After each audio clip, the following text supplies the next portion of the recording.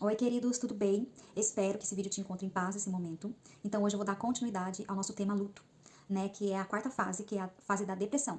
Se você não ouviu os outros vídeos, vai lá no meu Instagram conferir. Eu falo sobre as 3 primeiras fases e hoje eu vou falar da quarta. São 5 fases, né? Essas fases, essa ideia, né, foi proposta por uma psiquiatra, Elizabeth Kubler-Ross. Eu acredito que é assim que se pronuncia o nome dela. Aonde ela faz uma observação dos seus pacientes, né, psiquiátricos. Então ela escreve sobre isso. Lembrando que cada ser é único, não existe uma ordem cronológica, né, para viver essas fases, né? Mas hoje nós vamos falar então sobre a quarta fase, que é a fase da depressão. E lógico, sempre abordando a palavra de Deus. E hoje eu quero falar sobre alguém na palavra que viveu essa dor, né?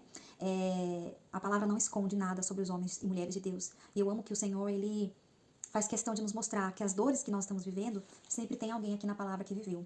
Então a palavra ela é imprescindível para nossas vidas, queridos. Nós precisamos dela para viver, para respirar. Nós precisamos da palavra, nós precisamos do nosso Senhor. Então hoje eu queria falar com vocês sobre essa fase da depressão. E eu queria contar um pouquinho da minha experiência, tá? Que eu tive alguns anos atrás, eu passei por isso. Precisei de ajuda médica. Na época eu tinha muita vergonha de contar para as pessoas, pouquíssimas pessoas sabiam, mais a minha família, né, meu esposo, meus filhos, foi eles que, né, me levantaram, né, me ergueram, mas eu precisei de ajuda médica, só que eu tinha muita vergonha. E eu queria hoje falar para você que a gente precisa quebrar esse padrão, né, de religiosidade que muitas vezes nós temos, né, achando que a gente precisa ser forte, né, às vezes a gente é um líder dentro da nossa igreja, somos pessoas que alguém admira, então você não quer falar sobre isso porque você não quer perder aquela admiração, você não quer escandalizar aquela pessoa, você não quer que a pessoa olhe para você e fale, nossa, mas ela tem depressão, né?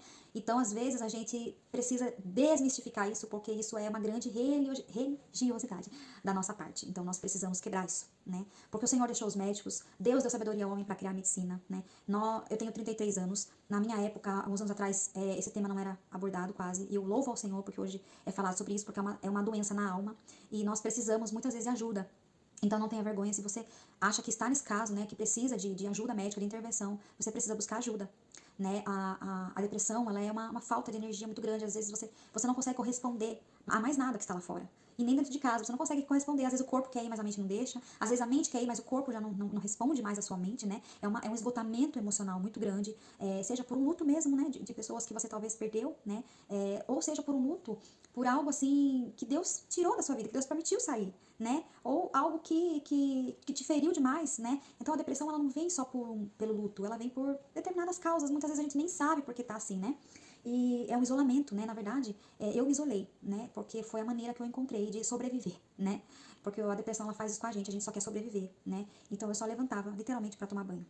Isso é algo extremamente dolorido. Parece que as horas não passam, os dias tem muitas horas, né? Você fica trancado no quarto escuro, né?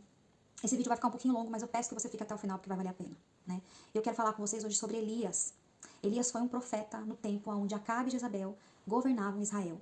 Foi um tempo muito idólatra, onde esses seres humanos, né, essas pessoas, Acabe e Israel, eles levavam muitas pessoas a pecarem, né, pessoas que, uma nação que o Senhor tinha escolhido, né, que era Israel. E a palavra vai falar que surge então um profeta. Você vai conseguir achar essa história lá, mais ou menos no capítulo 16, a partir do capítulo 16, no livro de 1 Reis, né? Você vai conseguir ler, eu sugiro você que leia, porque Elias foi um homem que sofreu essa dor, né? A palavra vai contar aqui no capítulo 18, que Elias havia acabado de matar 450 profetas que profetizavam sobre Baal, né? Que eram profetas de Baal. Né, Baal era um ídolo, né, onde Acabe e Jezabel faziam aquele povo de Israel adorar, esquecendo do nosso Criador, do nosso Rei, né, Jesus, Deus, né. Então surge Elias, e depois dessa forte batalha, a palavra vai falar que Elias recebe uma ameaça de Jezabel, né, e Acabe e Jezabel fala para ele, olha, a mesma coisa que você fez com os meus profetas, eu vou fazer com você.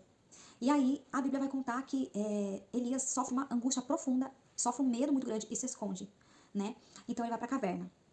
E, lógico, né, Deus vai olhar para Elias, vai ter misericórdia de Elias, vai alimentar Elias, né, vai vir um anjo, a palavra vai falar que vai para a caverna, leva pão para ele, né, Elias dorme, descansa, depois a palavra vai falar que o anjo leva novamente alimento para Elias. Mas, nesse momento da depressão, o que eu queria falar com vocês é que nós precisamos muitas vezes de amigos, né, eu tive pessoas, graças a Deus, que me ergueram, me encorajaram, me esconderam, me levantaram, e eu queria falar com vocês que, não só de Elias, mas queria falar sobre Obadias.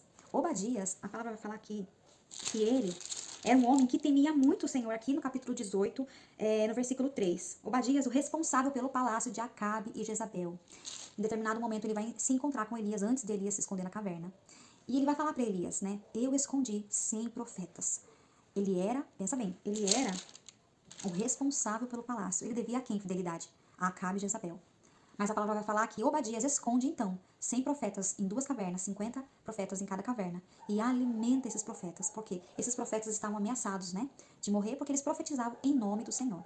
Então, muitas vezes, meu querido, nós vamos precisar de pessoas assim nas nossas vidas, de Obadias, que nos escondem, que nos alimentam, que intercedem por nós, né, que oram por nós, que nos encorajam, que nos levantam, né, se é o seu caso, né, eu quero me colocar à disposição, manda mensagem aqui no meu Instagram, né, me chama, eu quero participar dessa sua cura, eu quero interceder por sua vida, né, nós precisamos dessas vozes. Se você não tem Obadias na sua vida, ore para que o Senhor coloque Obadias na sua vida, né, nós temos o próprio Jesus, que nos cura, mas muitas vezes ele também permite a gente atravessar esse vale da depressão, porque ele quer levar a gente também mais profundo com ele. Nada, nenhuma dor é desperdiçada pelo Senhor, amém?